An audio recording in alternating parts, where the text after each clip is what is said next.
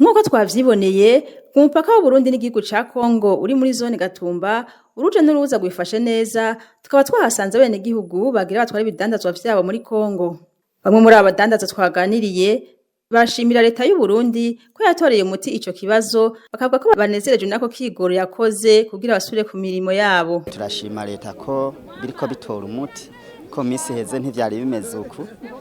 Rero turashima turavye abantu bari ngaha tukaraba n'ukuntu twahora tugenda, hari hihinduka ryabaye, ariko twoba turashima kukuntu bimeze ubu. Namwe murabibona ko abantu barafise akanyamuneza, tugomba twinjire naho amasaha bayagabanije. Umunezero mfise na kigoro leta yasizemwo ko twarahagaritse imisi ngahe tutagenda, turabona ko ubuzima bwahindutse ngaho ubuzima burazimvye.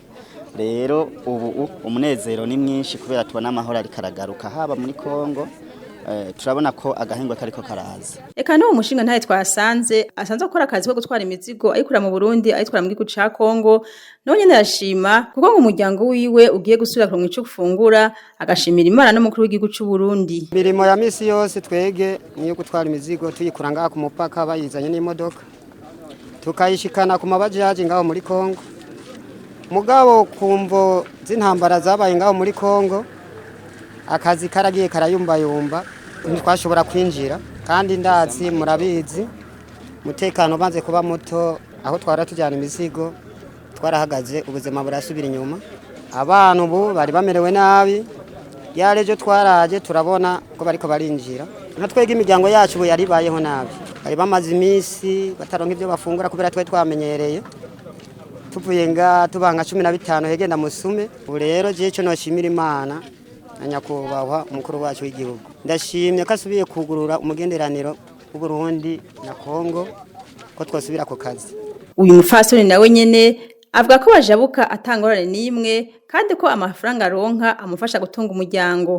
Turashima n'uko baratugurira buke buke, kuko nabo nyene ubu bararira amahera kubera ingorane baciyemo. Turinjiza ivyo bihumbi 15 ntitubibura, na ngorane nimwe n'ukuri mfise, ndonse utwo dukeyi turafasha abana banje. Turajabuka n'ukuri, turagenda tukadandaza tugatahuka n'ukuri. Maze imisi 3.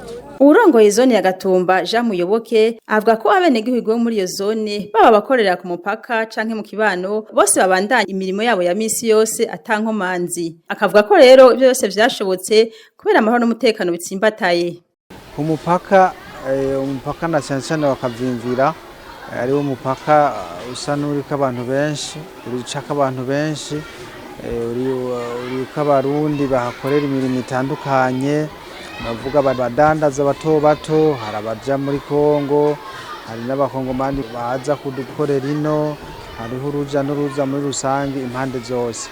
Ibyo bikubirangwa kubera mu Burundi hari amahoro n'umutekano, tekanya barundi badufatanya mu nda. Mwomenya ko haheze imisi 3 uruja n'uruza ko kuri uwo mupaka bakavimvira rutanguye kugenda neza.